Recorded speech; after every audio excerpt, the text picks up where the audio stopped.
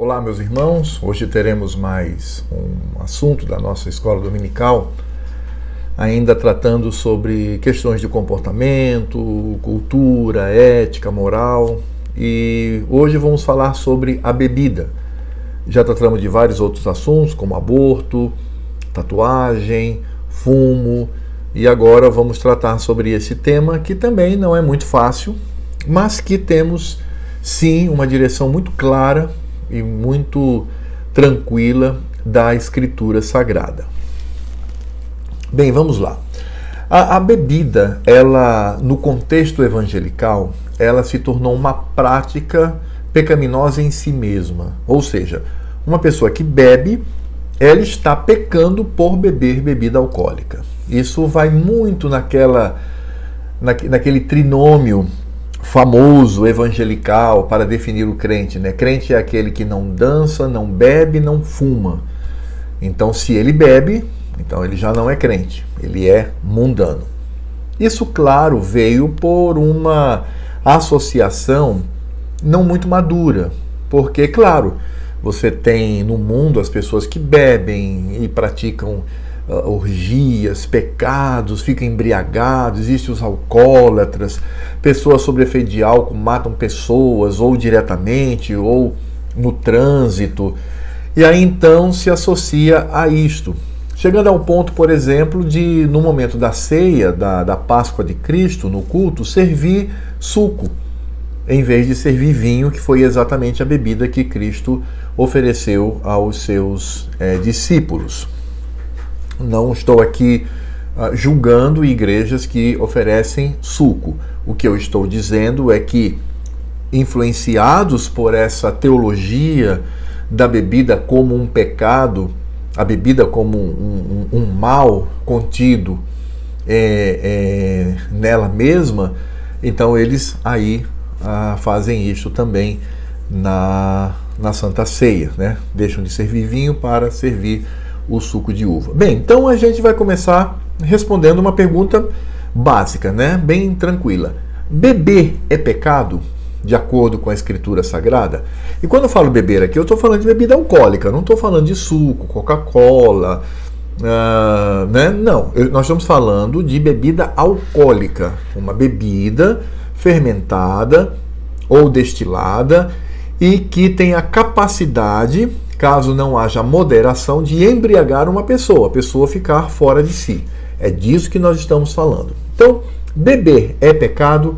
O que a Escritura Sagrada responde com relação a isto? Não é pecado beber. Aliás, se eu afirmo que beber é pecado, ou que bebida alcoólica é um pecado em si mesmo, e qualquer crente que venha ingerir bebida alcoólica, ele está pecando, isso cria um problema muito sério. Isso cria até um problema muito grave do ponto de vista da teologia. Sabe por quê? Porque, em primeiro lugar, a Escritura Sagrada diz que o Senhor Deus, Ele mesmo fala para os seus que estes podem beber na sua presença. Olha só, em Deuteronômio 14, de 22 a 26, diz assim a palavra de Deus: certamente darás os dízimos de todo o fruto das tuas sementes, que ano após ano se recolher do campo, e perante o Senhor teu Deus, no lugar que escolher, para lhe fazer habitar o seu nome, comerás os dízimos do teu cereal, do teu vinho, do teu azeite e os primogênitos das tuas vacas e das tuas ovelhas, para que aprendas a temer o Senhor teu Deus todos os dias. Quando o caminho te for comprido demais, que os não possa levar, por estar longe de ti, o lugar que o Senhor teu Deus escolheu para lhe pôr o seu nome. Quando o Senhor teu Deus te tiver abençoado, então vende-os e leva o dinheiro na tua mão e vai ao lugar que o Senhor teu Deus escolher. Esse dinheiro dá-lo-ás por tudo o que deseja a tua alma, por vacas, ou ovelhas, ou vinho, ou bebida forte, ou qualquer coisa que te pedir a tua alma. Come-o ali perante o Senhor teu Deus e te alegrarás, tu e a tua casa. Como é que eu posso afirmar que beber bebida alcoólica, seja vinho, seja bebida forte, é pecado. Se o Senhor Deus convida os seus para fazerem isso na sua presença. Sabemos que o Senhor Deus não suporta o pecado. Ele não contempla, ele não convive. O pecado leva o Senhor à ira imediata e à repulsa. Então, como que beber bebida alcoólica é pecado se o Senhor Deus está convidando a sua igreja, o seu povo, a fazê-lo na sua presença? E não apenas isto, mas a bebida alcoólica, ela também é parte do culto solene. Por exemplo, em Números 28:7, fala da libação. Libação era quando se jogava o vinho, não é? A bebida alcoólica, sobre o altar. O Senhor Deus, inclusive, dá as regras para isso. Ele diz assim, ó, a sua libação será a 4ª parte de um hin para o cordeiro. No santuário oferecerás a libação de bebida forte ao Senhor. Veja que o sacrifício do animal estava ligado ao derramar a bebida. E tudo isto aponta para quem? Para Cristo. Então, como dizer que bebida alcoólica é pecado se o Senhor Deus exige que isto esteja presente no culto solene, num momento extremamente grave, que é o sacrifício do animal, apontando para o sacrifício de Cristo? E o que dizer da Páscoa? No Velho Testamento, o Senhor Deus ordena que eles deveriam comer o cordeiro com ervas amargas e beber o vinho. E o próprio Cristo, no Novo Testamento, no instante em que ele está celebrando a Páscoa do Antigo Pacto com os seus discípulos, ele toma de um cálice cheio de vinho, e é vinho, irmãos. Não é suco de uva, não é água, é vinho, é bebida alcoólica. E ele diz assim, tomai e bebei dele todos, este é o meu sangue que é dado por vós. Tanto prova que é de fato vinho. E quando Paulo escreve a sua primeira carta à igreja de Corinto, ele deflagra ali, ele revela um pecado que cometiam ao longo da ceia, porque as pessoas usavam o vinho da ceia e se embriagavam. Então era vinho. Paulo não condena o ser bebida alcoólica, Paulo vai condenar ali o pecado da embriaguez.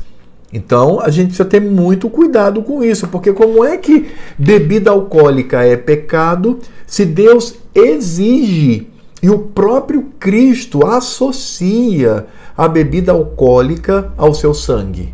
No caso, o vinho. A bebida alcoólica, ela também, na Escritura Sagrada, se manifesta como bênção do Senhor. É o Senhor Deus abençoando o seu povo, concede a eles bebida alcoólica, vinho, para beber. Provérbios 3, 9 e 10 diz assim, honra o Senhor com os teus bens e com as primícias de toda a tua renda, e se encherão fartamente os teus celeiros, e transbordarão de vinho os teus lagares. É aquela velha história, não é? É o provai-me nisto. Então, ser fiel em honrar ao Senhor com os bens, as primícias dos bens, e o Senhor Deus vai conceder bênção, e aqui a bênção ela está associada a o Senhor Deus encher os celeiros de comida e encher de vinho os lagares. Vinho como bênção do Senhor, como presente do Senhor. Aliás, é muito importante nós entendermos que o vinho, portanto, o álcool, estava associado à alegria. As pessoas, de fato, elas se alegravam diante do Senhor.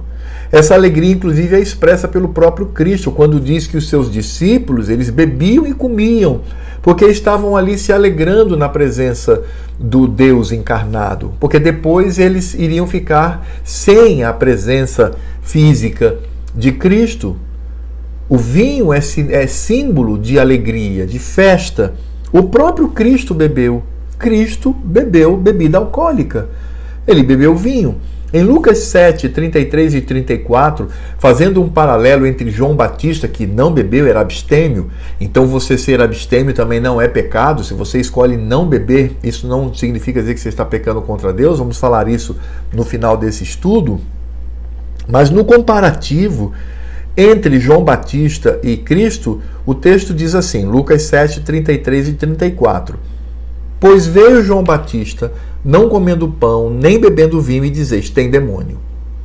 Veio o Filho do Homem, comendo e bebendo. Isso é Cristo, bebendo vinho.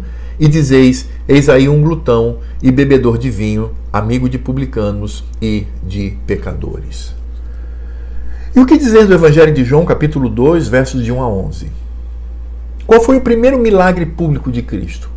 Qual foi o primeiro sinal? Não foi ressurreição de mortos, não foi levantar enfermos, não foi livrar cativos, pessoas cativas pelos demônios. Não, ele transformou água em vinho num casamento em Caná. Faltou vinho, então Maria veio até ele, ele mandou encher as talhas e ali então ele impõe as mãos e transforma aquelas águas em vinho. E era vinho bom. As pessoas dizem, puxa, nas festas geralmente eles servem primeiro o bom vinho para depois servir o vinhozinho de péssima qualidade. Mas aqui não. Aqui ao final temos esse vinho de excelente qualidade. Foi Cristo que fez isso. Cristo pecou, Cristo errou, Cristo induziu as pessoas ao pecado por oferecer vinho a eles num casamento. Paulo, em 1 Timóteo, capítulo 5, verso 23, orientando o jovem pastor Timóteo, que tinha problemas estomacais, possivelmente os problemas estomacais de Timóteo vinham de determinados alimentos, porque não havia uma higienização como temos hoje. Naquela época a própria água era problema às vezes. Paulo lá, na sua primeira carta ao jovem pastor, no capítulo 5, verso 23, diz assim, Timóteo, não beba somente água, beba vinho também. Beba um pouco de vinho, por causa das tuas enfermidades, do teu estômago. Paulo iria recomendar alguém a usar como remédio um pecado e Timóteo iria beber. Ele ia pegar o vinho, né, colocar no copo, na taça, seja onde for, e ele iria ingerir bebida alcoólica. Paulo está recomendando, não beba somente água, beba também o vinho. E lá em Isaías, capítulo 25, verso 6, tem um texto maravilhoso. Sabe o que está falando nesse texto aqui em Isaías, irmãos? Do porvir, das bodas do Cordeiro, do momento em que estaremos na eternidade com o Senhor. E veja a figura desse momento festivo colocado por Isaías. Diz assim, o Senhor dos Exércitos dará neste monte a todos os povos um banquete de coisas gordurosas, uma festa com vinhos velhos ou bebida forte, pratos gordurosos com tutanos e vinhos velhos bem clarificados. O Senhor Deus oferecendo nas bodas do Cordeiro vinho e vinho envelhecido. Então, nós precisamos ter muito cuidado, amados. Porque a partir do momento em que eu digo assim, beber é pecado, eu estou tendo problema com todas essas colocações da Escritura Sagrada. O Senhor Deus dizendo que seu povo pode beber na sua presença, Deus exigindo a presença da bebida alcoólica no culto solene, o Senhor Deus dando a bebida, o vinho, como bênção de suas mãos, o próprio Cristo bebeu, Cristo transformou água em vinho numa festa de casamento, ele também foi acusado de beberrão, porque bebia. Paulo recomendou para que o jovem pastor bebesse vinho, por causa dos seus problemas estomacais. E a Escritura Sagrada nos fala que lá na eternidade, com Cristo, nós beberemos vinho na presença do Cordeiro. Então, não podemos ser influenciados por uma teologia estranha que afirma ser a bebida pecado. Não é. E, aliás, eu nem posso dizer isto, porque se eu disser isto, eu vou ter um problema. Vou ter um problema com o próprio Deus e com aquilo que ele diz na Escritura Sagrada. Agora, bem, nesse caso, então, se beber não é pecado, então eu posso beber à vontade, encher a cara, começar a ficar alegre, depois ficar um pouquinho embriagado e tal. Opa, não, de jeito nenhum. A Escritura Sagrada diz que nós, como servos de Deus, devemos ter prudência na utilização do álcool. Portanto, é beber com moderação. É beber com moderação para evitar que fiquemos embriagados ou altos, né? Porque já é uma forma de embriaguez, e percamos, de certa forma, o nosso controle. A Escritura Sagrada diz que a bebida que leva à embriaguez, ou aquele que bebe até se embriagar, a embriaguez é pecado, e é pecado sério diante do Senhor. Em Efésios capítulo 5, verso 18, está claro ali: e não vos embriagueis com vinho no qual há dissolução, mas enchei-vos do Espírito. Paulo, na Escritura Sagrada, está dizendo que a embriaguez leva à dissolução, leva a atitudes imundas diante do Senhor. E a Escritura Sagrada está cheia disto. A bebedice, ela é obra da carne. E Paulo, lá em Gálatas, capítulo 5, de 19 a 21, ele vai dizer que os que praticam as obras da carne não herdarão o reino de Deus. E entre as práticas carnais está ali bebedice. Se embriagar, beber até encher a cara. É pecado. Veja que o Evangelho de Lucas já nos coloca com clareza que a embriaguez é um laço para a nossa vida. Diz assim a Escritura Sagrada: diz assim o Senhor: acautelai-vos por vós mesmos, para que nunca vos suceda que o vosso coração fique sobrecarregado com as consequências da orgia, da embriaguez e das preocupações deste mundo, e para que aquele dia não venha sobre vós repentinamente como um laço. Aqui veja a palavra de Deus dizendo que nós não podemos sobrecarregar o nosso coração com as consequências da orgia, da embriaguez e das preocupações do mundo. Então, a embriaguez, ela nos leva a uma situação degradante. Aliás, é porque a embriaguez é uma miséria na vida da pessoa, na vida do ser humano.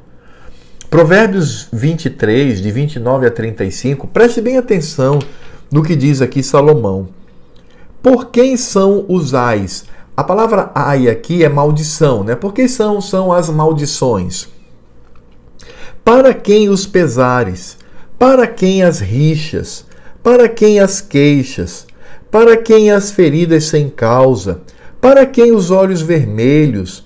Para os que se demoram em beber vinho, para os que andam buscando bebida misturada. Não olhes para o vinho quando se mostra vermelho, quando resplandece no copo e se escoa suavemente, pois ao cabo morderá como a cobra e picará como o basilisco. Os teus olhos verão coisas esquisitas e o teu coração falará perversidades. Será como que se deita no meio do mar e como que se deita no alto do mastro, e dirás: espancaram-me e não me doeu, bateram-me e não o senti. Quando despertarei, então tornarei a beber. Aqui está falando da pessoa que é escrava da bebida. Ela não consegue viver sem beber. E para ocultar os problemas da vida, ele vai afogar os problemas da vida com a bebida. E ele bebe, cai, e aí fica ali prostrado. Depois, no outro dia, ele acorda e procura a bebida novamente. A bebida, de fato, ela é uma miséria no sentido de vício, de embriaguez, de descontrole. E não somente isso, mas sabia você que a embriaguez é símbolo do juízo de Deus? Isso mesmo. A embriaguez aponta para o juízo do Senhor. Em Jeremias capítulo 13, verso 13, diz assim: assim diz o Senhor, eis que eu encherei de embriaguez a todos os habitantes dessa terra, e os reis que se assentam no trono de Davi, e os sacerdotes, e aos profetas, e a todos os habitantes de Jerusalém. Jeremias 13 aqui está falando do juízo de Deus, da ira de Deus, da cólera de Deus, do julgamento de Deus. Portanto, a condenação de Deus sobre o povo é fazer com que eles se encham. Ele diz, eis que eu encherei de embriaguez a todos os habitantes da terra. É claro que aqui não significa dizer que o Senhor Deus está induzindo as pessoas ao pecado. Não é isso. Não é que Deus tenta as pessoas para que se embriaguem. Não, porque Deus não tenta ninguém ao pecado. O próprio Deus não peca. O seu nome é santo e puro. Aqui se aplica ao que Paulo diz lá em Romanos. Não é que o Senhor Deus induz a pessoa à bebida, mas Deus simplesmente afrouxa tudo. E essa pessoa não tem mais limites. E ela mesma, por sua responsabilidade, ela vai e se embriaga.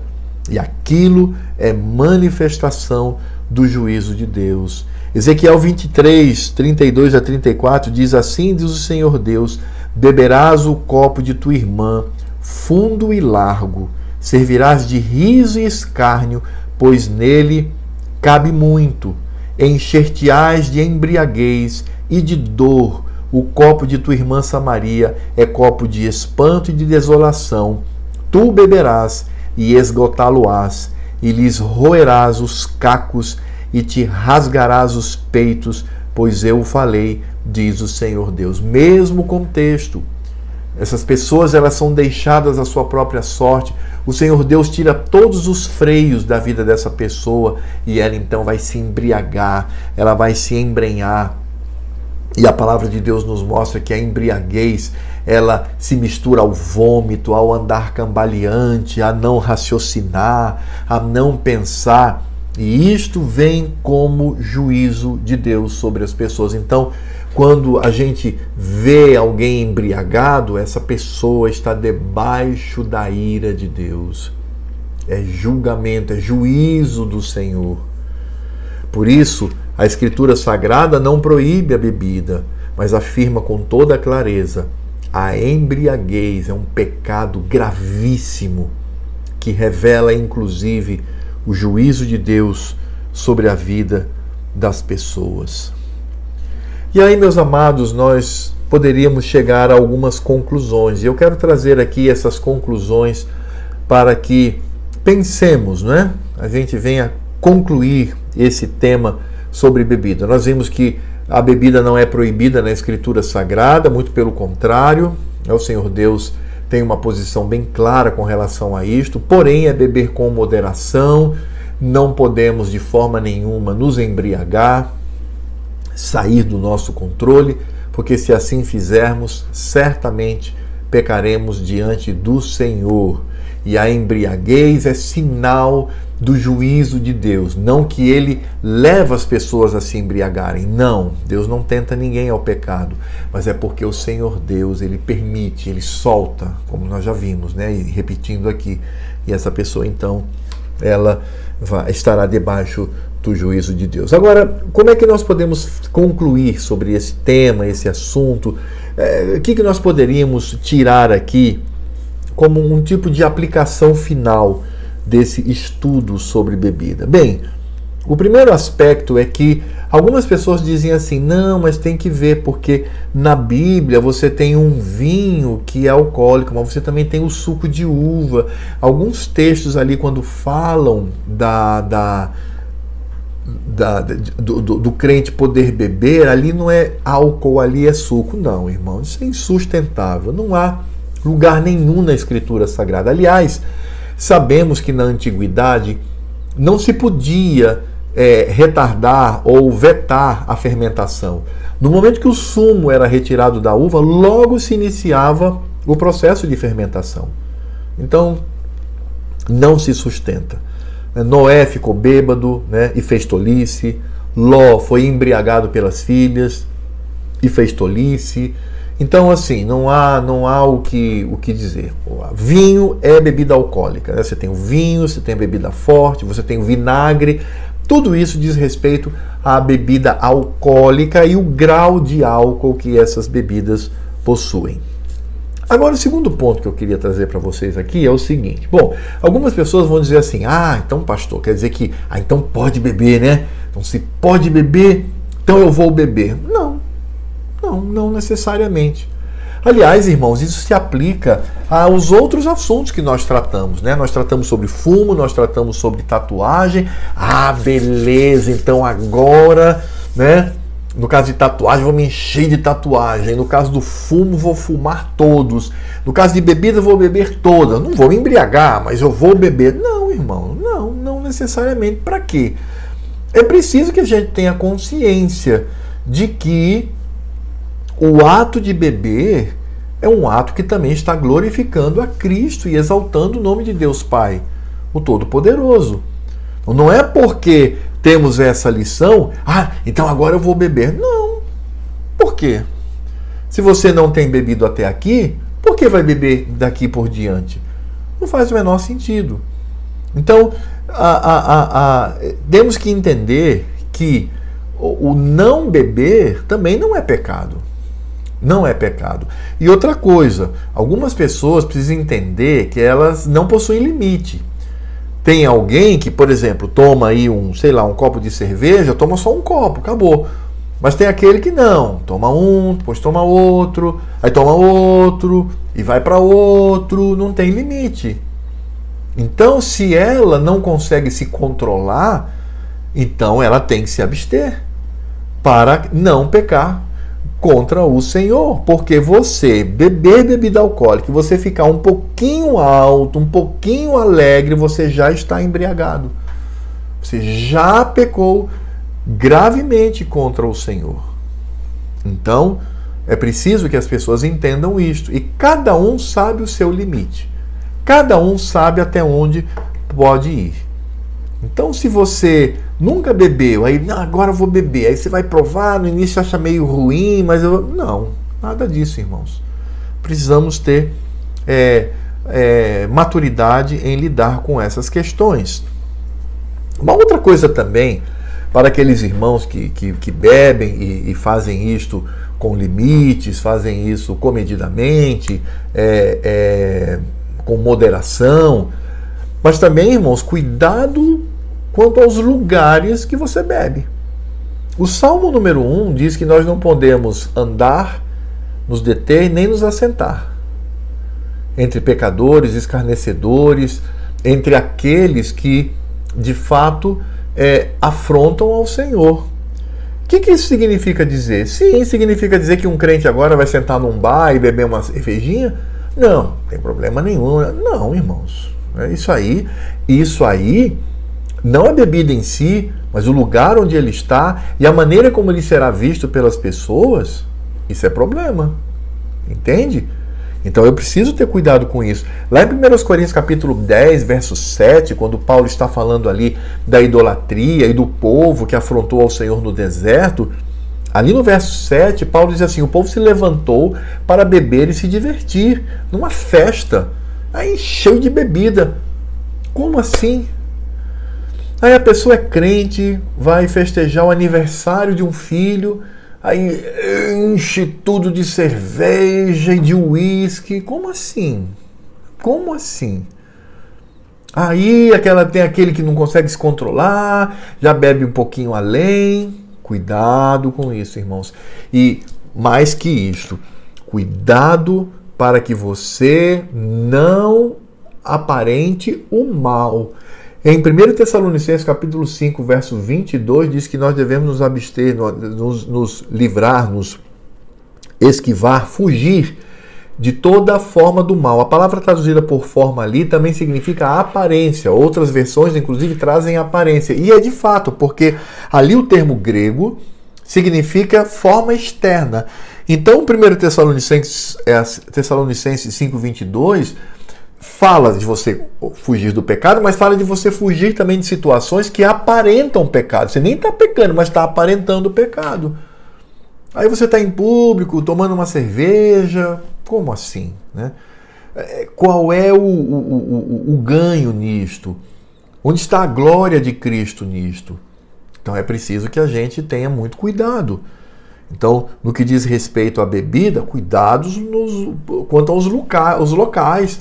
Aí o crente, agora posso beber, vou para um pub, agora posso beber, vou para um barzinho. Como assim? Lugares de prostituição, lugares que podemos aplicar ali o Salmo número 1.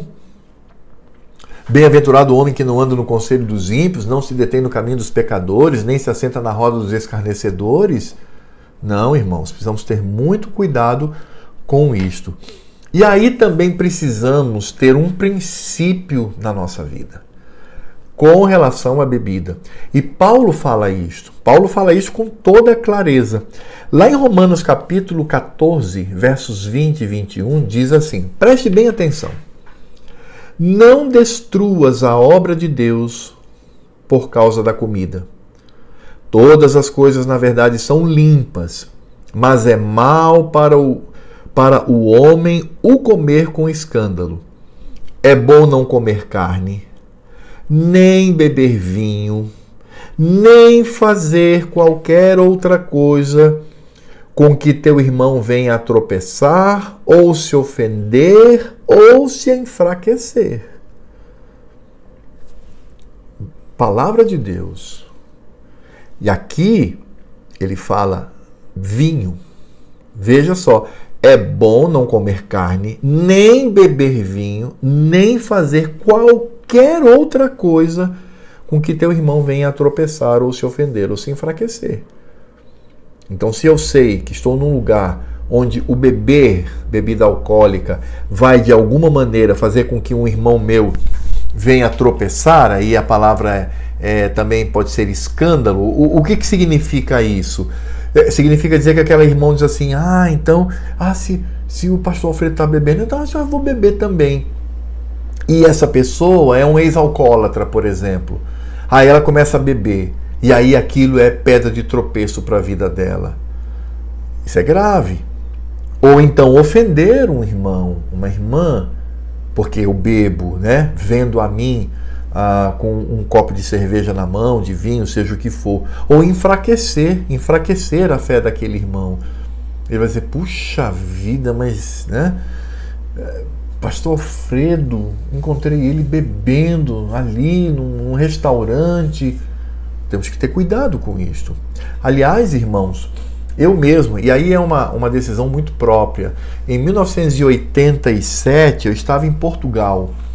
E ali eu tomei uma decisão. Já faz muitos anos isso, né? Muitas décadas. Eu decidi não beber, me tornar um abstêmio severo. E foi o que eu fiz. De lá para cá, nenhuma gota de álcool na boca, excetuando o momento da ceia, o momento da Páscoa de Cristo, onde eu inclusive peço para que no meu cálice o vinho, que deve estar presente, seja diluído com um pouquinho de água. Agora, veja bem, essa decisão foi minha. Essa decisão eu tomei, é particular. Isso não significa dizer que um outro pastor que beba está em pecado, né? Aliás, cuidado com isso também, né? Cuidado com esse julgamento aí. Mas eu fiz isso. Sabe por que eu fiz isso?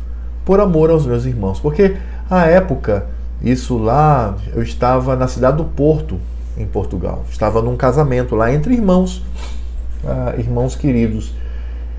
Eu disse assim, rapaz, lá no Brasil eu fico pensando, um pastor já durante algum tempo, de repente um colega de ministério, uma ovelha, descobre que eu bebo. E aí ela vai ficar chocada. E aí, claro, eu vou ter que explicar, vou ter que pastorear, dizendo que a bebida em si não é pecado e não é mesmo, etc. Eu disse, mas quer saber de uma coisa? É muito mais fácil eu não beber. Porque eu não beber, evitei esse problema na minha vida. E tomei essa decisão. Isso faz de mim mais santo do que outro crente fiel ao Senhor que bebe? De jeito nenhum, de jeito nenhum. Mas é simplesmente porque eu queria evitar o tropeço, a ofensa e o enfraquecimento. Claro, tomei uma decisão radical, eu reconheço isso. E é muito particular, irmãos. Não estou dizendo que você deve fazer isso, não. Entende? Isso é uma decisão minha. É uma decisão minha, eu estou apenas dando exemplo de como eu apliquei Romanos 14, de 20 a 21, de maneira bastante severa na minha vida. E aí, claro, né, tudo se encerra no texto em que Paulo diz, né, quer comais, quer bebais, ou façais qualquer outra coisa, fazei tudo para a glória de Deus. Você decide não beber? Faça isso para a glória de Deus. Você decide beber, você bebe, não tem problema nenhum, tranquilo, não tem problema nenhum, você não está pecando. Faça isto para a glória de Deus. Não faça isso por si. Agora vou beber. Não. Faça para a glória de Deus.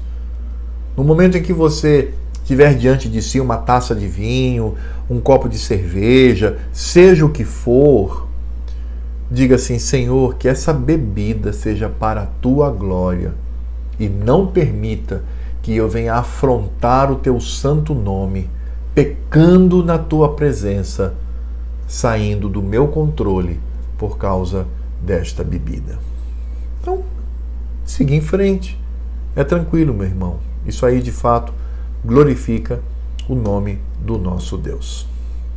Bem, vamos ficar por aqui. Que Deus o abençoe, que tenha ficado bem claro este assunto para os irmãos e que sejamos maduros e que sejamos também servos de Deus. Aquele que não bebe, não critique o irmão que bebe. Ele não está pecando diante do Senhor. Tá certo? O que bebe, não critique o que não bebe. Ele também não está pecando diante do Senhor. E que tudo, quer bebamos ou não, que tudo seja para a glória do nosso Deus. Um grande abraço, meus irmãos, e até a próxima.